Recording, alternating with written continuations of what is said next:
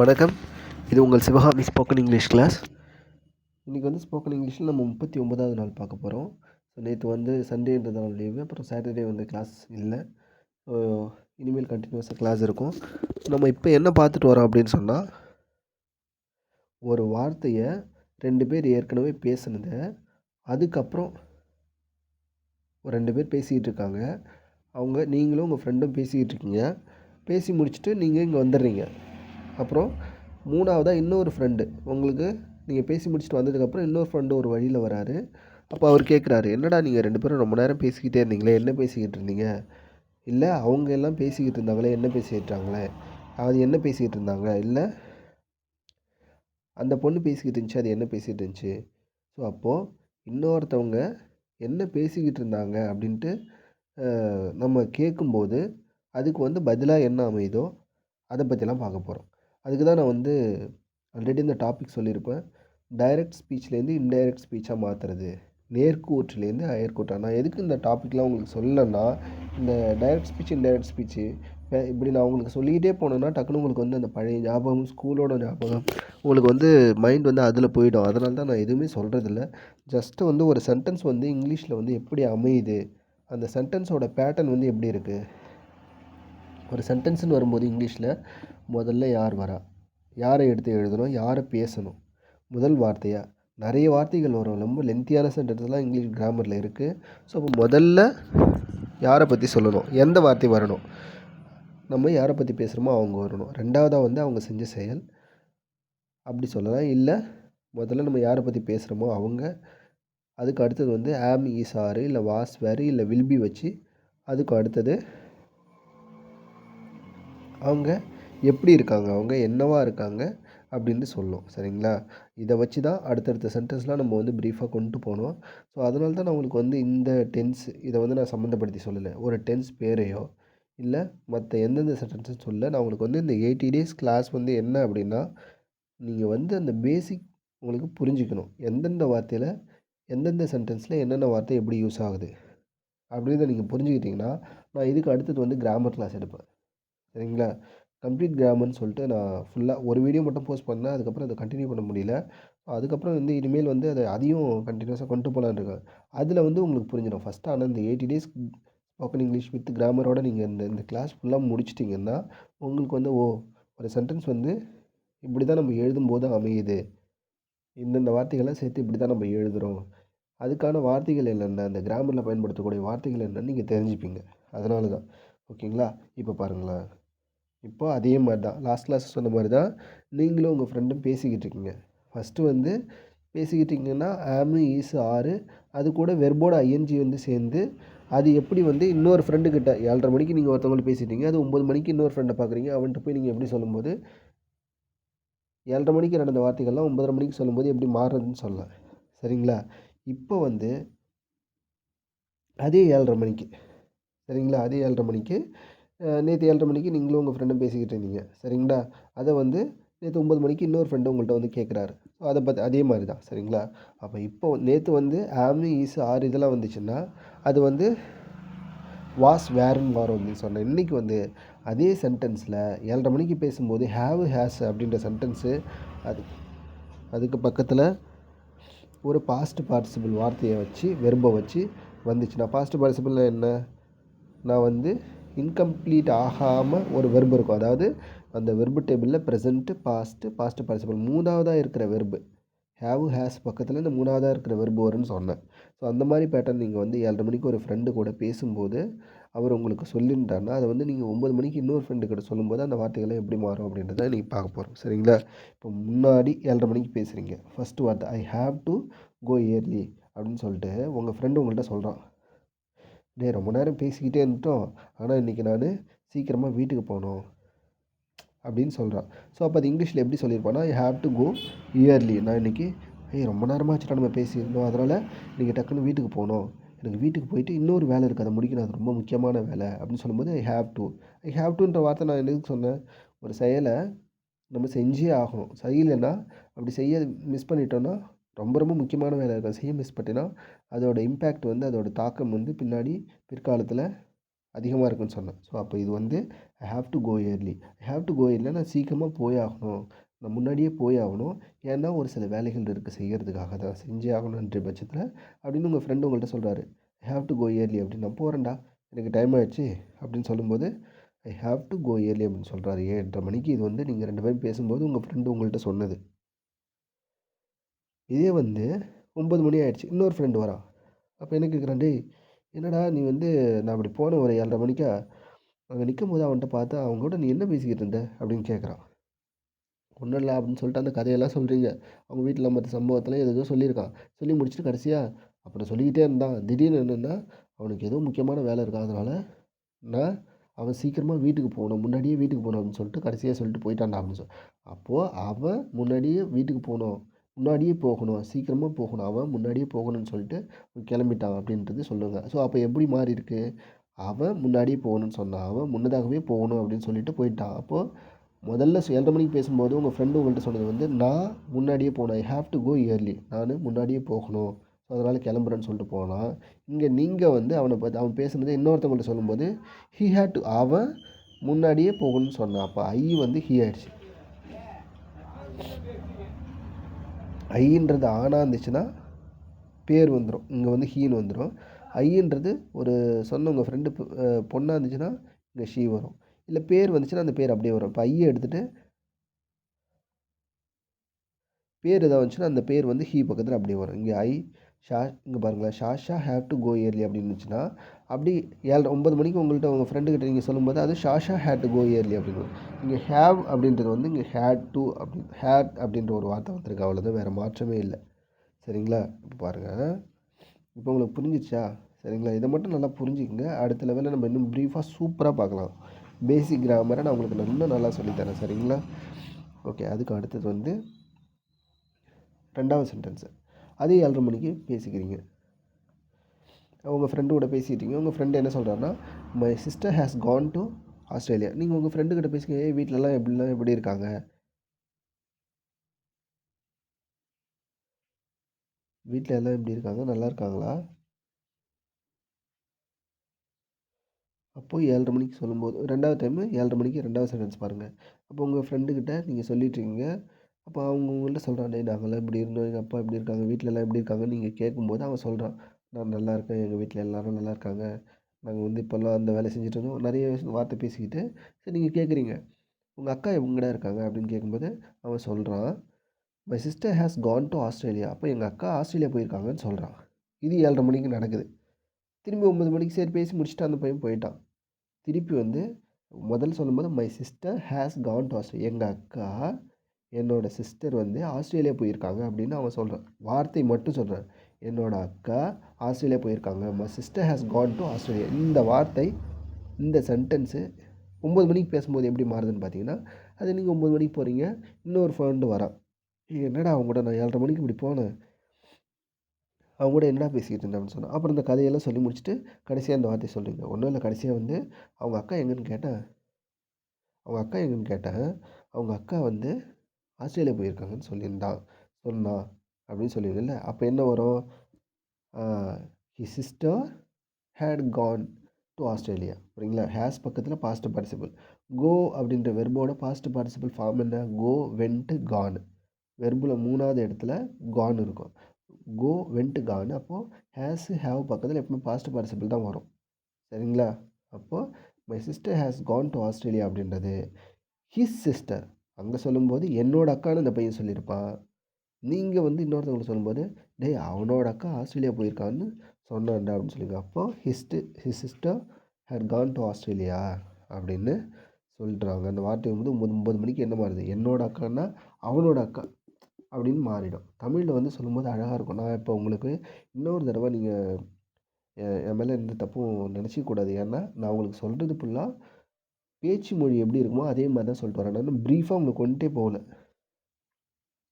நான் அவனுக்கு கொண்டு போயிருந்தேன்னா, அவனுடைய தங்கை ஆஸ்திரேலியா சென்று கொண்டு இருந்தார். சென்றுள்ளார் என்று அவன் கூறினான். இப்படிலாம் பாருங்கள். இதை வந்து ரொம்ப நம்ம வந்து எடுத்துக்கிறது ரொம்ப சிரமப்படுவோம். அதனால தான் நான் வந்து அப்படியே எப்படி பேசுகிறோமோ அதே மாதிரியே சொல்லிடுறேன். சரிங்களா? அப்போ இந்த 2வது சென்டென்ஸ் எப்படி மாறுது? மை சிஸ்டர்ன்றது வந்து ஹிஸ் சிஸ்டர்னு மாறிடுது. மை சிஸ்டர்னால் அந்த பையன் சொல்லும்போது என்னோட அக்கான்னு சொல்கிறான். நீங்கள் இன்னொருத்தவன்ட்ட சொல்லும்போது 9 மணிக்கு அவனோட அக்கான்னு தானே சொல்லுவீங்க. அப்போது ஹிஸ் சிஸ்டர்னு மாறிடுது. சரிங்களா? இல்லை அவளோட அக்கான்னா ஹெர் சிஸ்டர்னு வந்துடும். இப்போ ஹேஸ் அப்படின்றது வந்து அந்த டைம் கேப் எப்போவுமே ஒருத்தவங்க பேசி முடித்ததை கொஞ்ச நேரம் கழிச்சு இன்னொருத்தவங்க கேட்பாங்க. அப்போ என்ன பேசிடுறீங்கன்னா அப்போ அதெல்லாம் பாஸ்ட் டென்ஸில் மாறிடும். கடந்த காலத்தில் அந்த நீங்கள் முதல்ல இந்த 7:30 மணிக்கு பேசுனதெல்லாம் 9 மணிக்கு சொல்லும்போது அப்போ 7:30 மணின்றது வந்து ஏற்கனவே பேசுனது வந்து கடந்த காலம் முடிஞ்சு போச்சு இல்லையா? அப்போ அதனால தான் இந்த ஹேஸு ஹேவாக மாறுது. சாரி, ஹேஸு ஹேடாக மாறுது. ஹேவும் ஹேஸும் ஹேடாக மாறுது. சரிங்களா? ஓகே. இப்போது ஒரு டவுட் கேட்டிருந்தீங்க ஒருத்தவங்க. நான் இப்போ சொல்கிறேன் பாருங்கள். சப்ஜெக்ட்னா என்ன? ஃபஸ்ட்டு நான் ஒரு சென்டென்ஸை வந்து எழுத போகிறேன், இல்லை பேச போகிறேன்னா இதுதான் பேசிக். அந்த சென்டென்ஸை நான் எழுத போகிறேன். நான் இப்போ ஒரு வார்த்தையை இங்கிலீஷில் பேசணும் அப்படின்னா முதல்ல யார் இருப்பா? அந்த செயல் இருக்கும். சாரி, செயலை செய்கிறவங்க இருப்பாங்க. இவங்க தான் இருப்பாங்க ஃபஸ்ட்டு. இந்த செயலை செய்கிறவங்க யாராக இருக்கலாம்? நானாக இருக்கலாம், நீங்களாக இருக்கலாம், இல்லை நாங்கள் எல்லாரும் சேர்ந்து ஒரு குரூப்பாக இருக்கலாம், இல்லை அவன் அவன் சொல்லலாம், இல்லை அவனுக்கு பேர் இருக்குது. அவன்னா சம்பத்துன்னு சொல்லலாம், இல்லை அவன்னா ஷாஷான்னு சொல்லலாம், இல்லை இட்டுனா அதுன்னு கூட சொல்லிக்கலாம். அப்போது ஐன்னா ஒரு செயலை செய்கிறவங்க யாராக இருக்கலாம்? அப்போ சப்ஜெக்டில் யாராருன்னு வரலாம்? நான் சொல்கிறேன் எல்லாருக்குமே இப்போ ஐன்னா நான்னு சொல்கிறேன், எனக்கு பேரும் இருக்குது. சரிங்களா? ஐன்னு சொல்லலாம், என்னோடய பேரை வச்சு சொல்லலாம். அப்போ வீன்னா நாங்கள் எல்லாரும் சொன்னோம். யூன்னா நீ, நீங்கள், நீங்கள் அப்படின்னு சொல்கிறது எல்லாமே வரும். நீ, நீங்கள் நம்ம தமிழில் வந்து அப்படியே ரொம்ப மரியாதையோடயே சொல்லிடுறோம். யூன்னா நம்ம தமிழில் பாருங்களேன், யூ அப்படின்றதுக்கு நீ, நீங்கள், நீங்கள் அப்படிலாம் சொல்லலாம். மரியாதையோடு சொல்லலாம். நீங்கள் நலமாக உள்ளீர்களா அப்படின்னு கேட்கலாம்.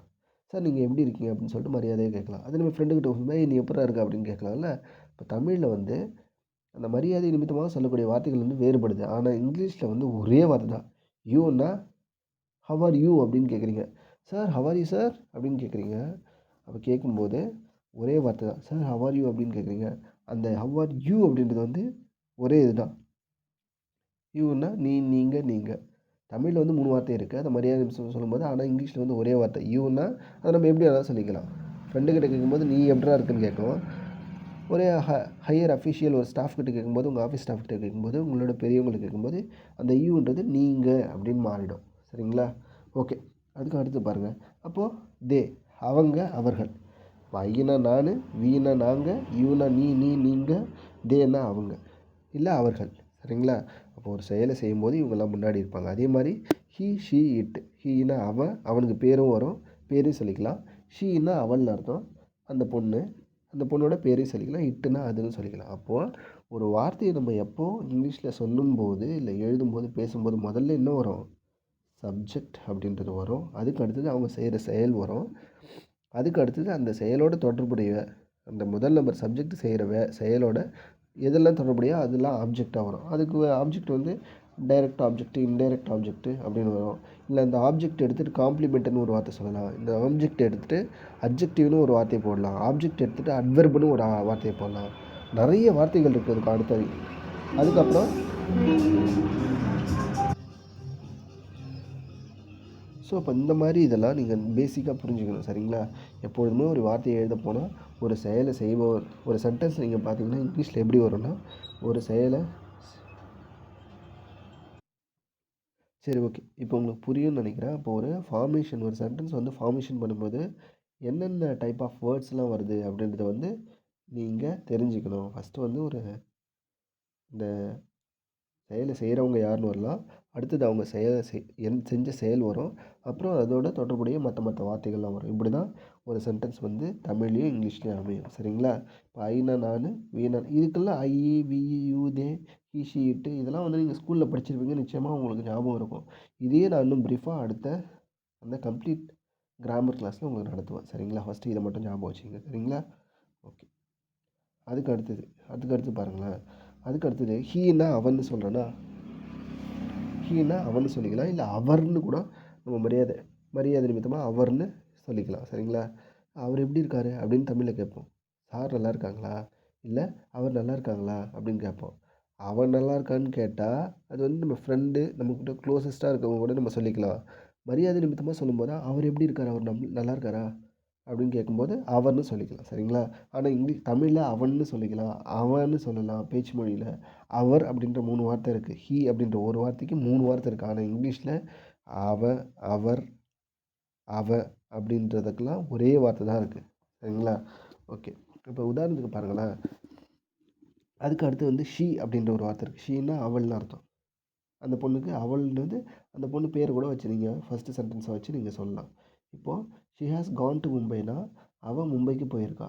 அவளுக்கு பேர் இருக்கும். அந்த ஷீ எடுத்துகிட்டு ஷாஷா ஹேஸ் கான் டு மும்பை. ஷாஷாவை எடுத்துகிட்டு ஷீ போட்டுக்கலாம். அவள்னு சொல்லலாம், அந்த பேரை வச்சு சொல்லலாம். ஓகேங்களா? அப்போ அவன் அவள் அதுன்னு வந்துச்சா. அதுக்கு அடுத்தது வந்து வெர்பு. வெர்பு வந்து இங்கிலீஷில் எப்பவுமே ஃபஸ்ட்டு வந்து சப்ஜெக்ட்டு. நம்ம செயலை யாரை பற்றி பேசுகிறோமோ அவங்க. அதுக்கு அடுத்தது வந்து அவங்க செய்கிற செயல்.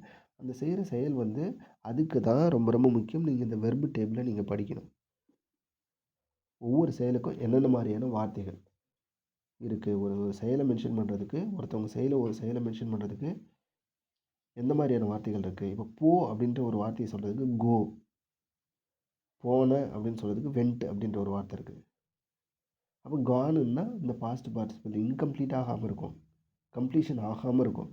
கான் அப்படின்னா பாஸ்ட் பார்ட்டிசிபிள். அதை வந்து ப்ரீஃபாக அதை மட்டும் தனியாக பார்க்கணும். கோன்னா போ அப்படின்னு அர்த்தம்.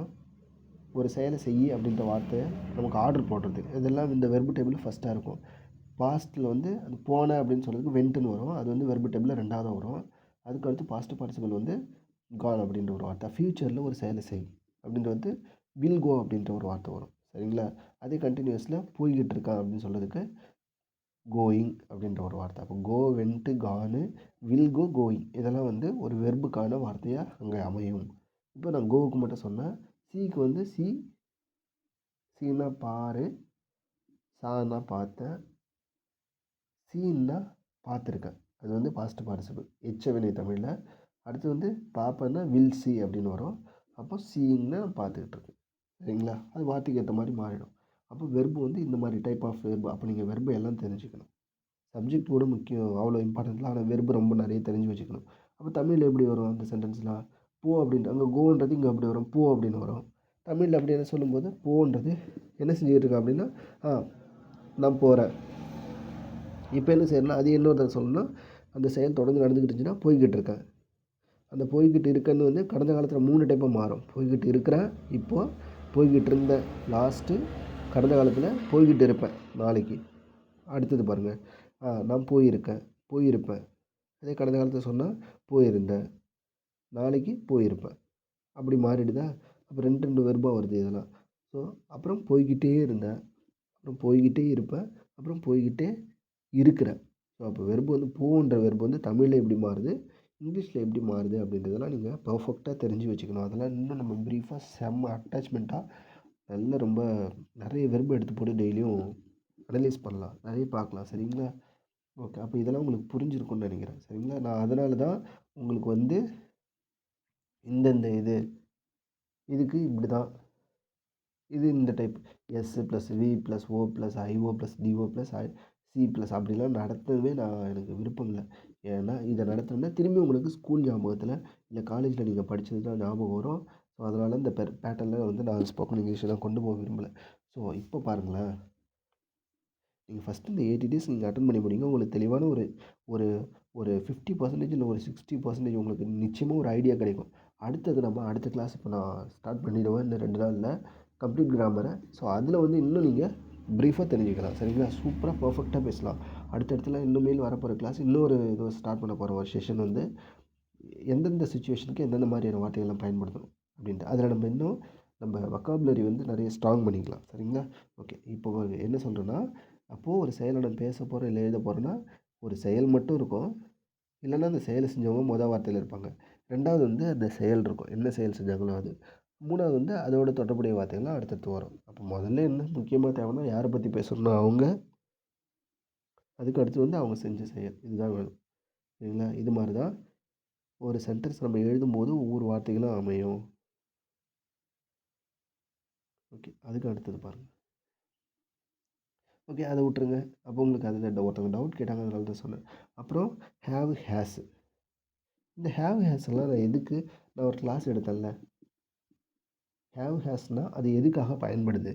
இந்த ஹேவ் ஹேஸ் கூட பக்கத்தில் பாஸ்ட் பார்ட்டிசிபிள் அதோட வெர்பு ஃபார்ம் ஒரு வெர்போட ஃபார்மெட்டை பாஸ்ட் பார்ட்டிசிபிள் வெர்பு ஃபார்மெட் வந்துச்சுன்னா அது என்னென்னலாம் சொல்லும், இப்போ தான் ஒரு செயல் நடந்துச்சு அப்படின்றத பற்றி சொல்லும். ரெண்டாவது வந்து கடந்த காலத்தில் ஒரு செயல் நடக்க ஆரம்பித்து அது இது வரைக்கும் டச்லேயே இருக்குது அப்படின்றதெல்லாம் இந்த ஹேவ் ஹேஸ் கூட பக்கத்தில் பாஸ்ட் பார்ட்டிசிபிள் வந்துச்சுன்னா அதுதான் சொல்லணுன்றா இப்போ நடக்கிற ப்ரெசண்ட்டில். ஹேவ் ஹேஸ் எப்போவுமே ப்ரெசண்ட்டில் இப்போ நடக்கிற வார்த்தையை பற்றி சொல்லும். சரிங்களா, இப்போ நடக்கிற செயலை பற்றி சொல்லும். அப்போது இங்கே பாருங்களேன், இப்போ தான் வந்தேன். ஐ ஹாவ் கால். வீட்டில் கேட்குறாங்க, டேய் என்னடா காலையிலேருந்து ஒன்று தேடிக்கிட்டு இருந்தோம், எப்போ வந்தேன் அப்படின்னு கேட்குறாங்க. நான் இப்போ தான் வந்தேன், இப்போ தான் வந்து ஒரு 2 நிமிஷம் ஆகுதுன்னு சொல்லும்போது, அப்போ இப்போ தான் ஒரு செயல் நடந்து முடிஞ்சிச்சு அப்படின்லாம் சொல்லும்போது நம்ம வந்து ஹேவ் ஹேஸு அது கூட பாஸ்ட் பார்ட்டிசிபிள் சொல்லலாம். இந்த சென்டென்ஸ் பாருங்கள், ஐ ஹாவ் கம் ஹியர், நான் இங்கே இப்போ தான் வந்தேன் அப்படின்னு சொல்லுது. அப்போ ரெண்டாவது சென்டென்ஸ் பாருங்கள். இப்போ ரெண்டாவது சென்டென்ஸு, நீ மும்பை போயிருக்கியா, இல்லை நியூசிலாந்து போயிருக்கியா, இல்லை சென்னை போயிருக்கியா, இல்லை ஆஸ்திரேலியா போயிருக்கியான்னு கேட்குறாங்க. அப்போ என்ன சொல்கிறாங்க, he has been to Chennai, இல்லை he has been to New Zealand அப்படின்னு சொல்கிறாங்க. He has been to New Zealand இல்லை ஹி ஹாஸ் பீன் டு நியூசிலாந்துன்னா நான் போய் இருக்கிறேன். ஹேஸ் பீன் அப்படின்ற ஒரு வார்த்தை, ஹேவ் பக்கத்தில் பீயோட பாஸ்ட் பார்ட்டிசிபிள் பீன் வந்துருச்சு. அப்போ இதெல்லாம் வந்து போயிருக்கிறேன் வார்த்தை நீங்கள் வித்தியாசத்தை புரிஞ்சுக்கணும். இப்போ உங்களுக்கு நீ எப்போயாச்சும் ஜப்பான் போயிருக்கியா அப்படின்னு கேட்கும்போது yes I have been there அப்படின்னா நான் அங்கே போயிருக்கேன் அப்படின்னு சொல்லிக்கலாம். ஓகேங்களா, அப்போ இப்போ தான் நடந்து முடிஞ்ச செயலுக்கும் ஏற்கனவே ஒரு செயல் ஆரம்பித்து அது ப்ரெசென்ட்டில் இது வரைக்கும் டச்சில் இருந்துக்கிட்டே, பாஸ்ட்டில் ஒரு செயல் ஆரம்பித்து அது இது வரைக்கும் டச்சில் இருந்துக்கிட்டே இருந்துச்சுன்னா அதெல்லாம் நம்ம ஹேவ் ஹேஸ் அதுக்கு பக்கத்தில் வர பாஸ்ட் பார்ட்டிசிபிள் வச்சு சொன்னோன்னா அதெல்லாம் அந்த மாதிரியான வார்த்தைகளாக அமையும்னு சொன்னேன். அடுத்தது வந்து இங்கே பாருங்கள், மூணாவது ஸ்கூலில் வந்து ஹெச்எம் கேட்குறாங்க, ஒரு டெஸ்ட்டு வந்து எப்போ காலையில் எல்லோரும் வந்த உடனே ஒரு டெஸ்ட்டு எழுதுங்க நேரம் 10th படிக்கிறவங்க எல்லாருமே, ஏன்னா பப்ளிக் எக்ஸாம் வரப்போகுது, அதனால் இப்போ எல்லோரும் ஒரு டெஸ்ட்டு எழுதுங்க அப்படின்னு சொல்கிறாங்க. அப்படின்னு சொல்லும்போது உங்களுக்கு வந்து கேட்குறாங்க, அப்போது 8 மணிக்கு வந்தவொடனே சொல்லிட்டாரு 10th பசங்க எல்லோரும் இன்றைக்கி வந்து ஒரு டெஸ்ட்டு எழுதணும், 2 மணிக்கு சாப்பிட்டு முடித்தோடனே லஞ்ச் ஹவர் முடித்தோடனே டெஸ்ட்டு எழுதணும் அப்படின்னு கேட்குறாங்க. சரி எல்லாம் சாப்பிட்டு முடிச்சிட்டிங்க, லஞ்ச் ஹவர் முடிஞ்சு வராரு ஹெச்எம், உங்கள் கிளாஸுக்கு வராரு, வந்து கேட்குறாரு, ஏன்பா எல்லோரும் படித்து முடிச்சிங்களா அப்படின்னு கேட்குறாரு. ஹேவ் யூ ஸ்டடிட் அப்படின்னா, ஹேவ் யூ ஸ்டடின்னா என்ன, படிச்சிருக்கீங்களா அப்படின்னு கேள்வி எப்படி வருது, கேட்குறாரு. என்ன கேட்குறாரு ஹெச்எம் கிளாஸுக்கு வந்து 2 மணிக்கு, ஹேவ் யூ ஸ்டடிட் அப்படின்னு கேட்குறாங்க. அப்படின்னா என்ன, படிச்சிருக்கீங்களா அப்படின்னு கேட்குறாரு. படித்து இருக்கீங்களான்னு கேட்குறாரு. அப்போ என்ன அதுக்கு பதிலாக வரும், என்ன சொல்லுவீங்க, சார் படிச்சிருக்கோம் சார் அப்படின்னு சொல்லுவீங்க. இன்னொரு பதிலாக அந்த நேரத்தில் போயிட்டு சார் படித்தேன் ஆனால் இப்போ ஞாபகம் இல்லை அப்படின்னு சொல்ல முடியுமா? அப்போ ஏன்னா ஏற்கனவே டைம் கொடுத்துருக்காரு, காலைல கேட்டு போனார், அதுலேருந்து படிக்க ஆரம்பிச்சிங்க, 2 மணிக்கு லஞ்ச் முடிச்சுட்டோம், தயாராக பேப்பர் பேனாவை எடுத்து வச்சுட்டு உட்காந்துருக்கீங்க.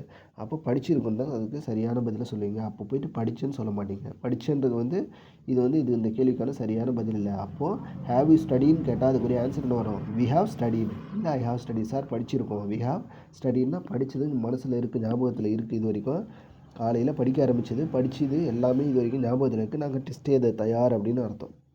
அந்த டைமில் போய்ட்டு படித்தேன்னு சொல்லக்கூடாது. படித்தேன்னு சொன்னோன்னு வச்சிங்கன்னா, படித்தேன் ஆனால் இப்போ அதெல்லாம் ஞாபகம் இல்லை, திரும்பியும் படிக்கிற மாதிரி அப்படின்ற மாதிரி மீனிங் போயிடும். அப்போ படிச்சிருக்கீங்களான்னு கேட்கும்போது படிச்சிருக்கோம் சார், டெஸ்ட் எழுத ரெடி அப்படின்னு சொல்லணும். சரிங்களா, இப்போ ஹேவ் ஹேஸ்லாம் எப்போ பயன்படுது, இப்போ நடந்த ஒரு வார்த்தையை பற்றி பேசுகிறதுக்கும், இல்லை ஏற்கனவே கடந்த காலத்தில் ஒரு செயல் ஆரம்பித்து அது இது வரைக்கும் ப்ரெசென்ட்டில் டச்சிலே இருந்துக்கிட்டு இருந்துச்சுன்னா அதை பற்றி சொல்கிறதுக்கு பயன்படும். சரிங்களா, அப்போ முதல்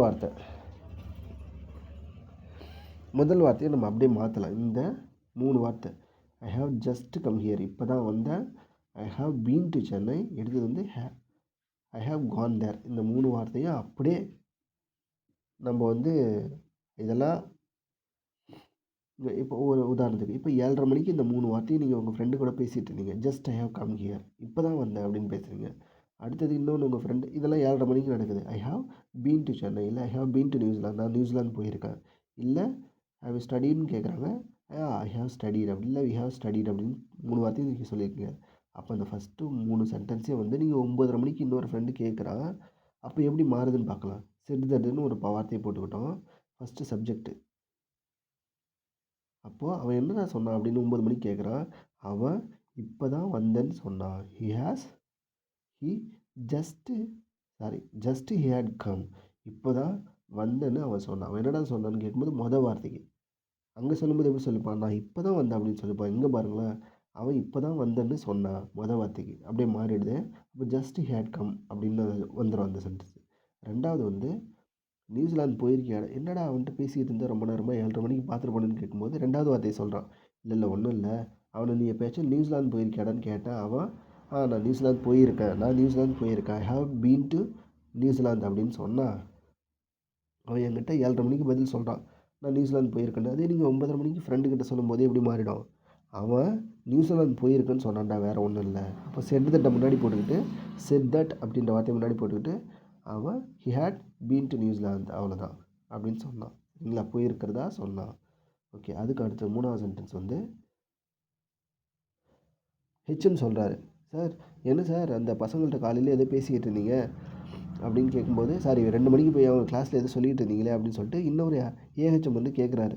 அப்போது ஒரு 3 மணிக்கா அந்த ஹெச்எம் சொல்கிறாரு, ஒன்றும் இல்லை, அந்த பசங்களை காலையிலே போய் படிக்க சொன்னேன், 10th பசங்களை மட்டும் டெஸ்ட்டு படிக்க சொன்னேன், அதான் படிச்சிருக்கீங்களாடான்னு கேட்டேன் அப்படின்ட்டு 3 மணிக்கு ஏஹெச்எம்கிட்ட அந்த ஹெச்எம் வந்து 2 மணிக்கு உங்கள்கிட்ட கேட்டார் இல்லையா அந்த கிளாஸில் போய்ட்டு ஹெச்எம் வந்து 3 மணிக்கு ஏஹெச்எம்கிட்ட சொல்கிறாரு.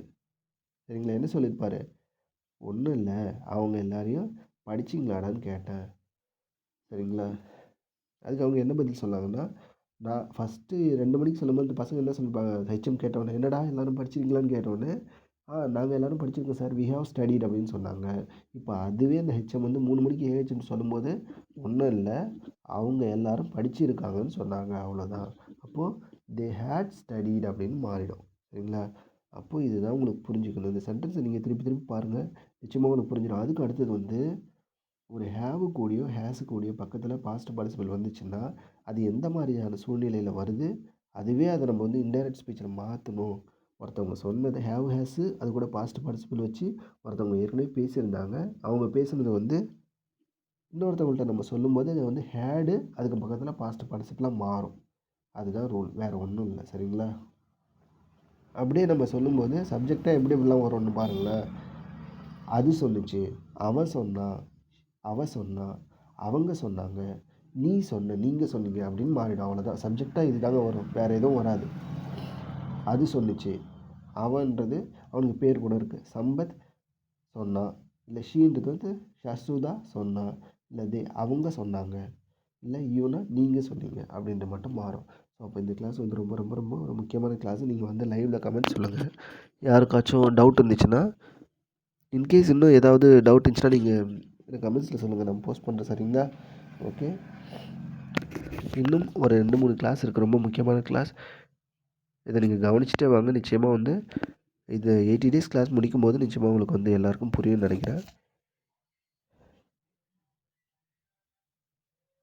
இஃப் எனிபடி யாராச்சும் இங்கிலீஷ் கிராமர் வந்து கற்றுக்கணும் அப்படின்னு ஆசை இருந்துச்சுன்னா நம்ம வீடியோ வந்து அவங்களுக்கு ஷேர் பண்ணி விடுங்க. அதே மாதிரி ஸ்கூல் ஸ்டூடெண்ட்ஸ்க்கு நிறைய பேருக்கு ஷேர் பண்ணுங்கள். அதே மாதிரி இந்த சம்மரில் வந்து நான் இங்கிலீஷ் கிராமர் வந்து எடுக்க போகிறேன். ஸ்கூல் ஸ்டூடெண்ட்ஸ்க்கு நிறைய பேர் வந்து கேட்டுட்ருக்காங்க. ஸோ அதையும் நம்ம வந்து வீடியோவாக போஸ்ட் பண்ணலாம். எல்லாமே நமக்கு வந்து ஃப்ரீ கிளாஸஸ் தான். ஸோ நிறைய பேருக்கு வீடியோஸ் பற்றி சொல்லுங்கள். சரிங்களா? Okay, bye. இன்கேஸ் ஏதாவது டவுட் இருந்துச்சுன்னா நீங்கள் அதை கமெண்ட்ஸில் சொல்லுங்கள், நான் ரிப்ளை பண்ணுறேன். Bye, take care and we will meet tomorrow. Bye. இனிமேல் எல்லாமே ஒரு 7 to 7:30க்குள்ளே நம்ம வீடியோஸ் வந்து நிச்சயமாக போஸ்ட் பண்ணிடுவோம். சரிங்களா? So keep following us to learn grammar. Thank you. Bye.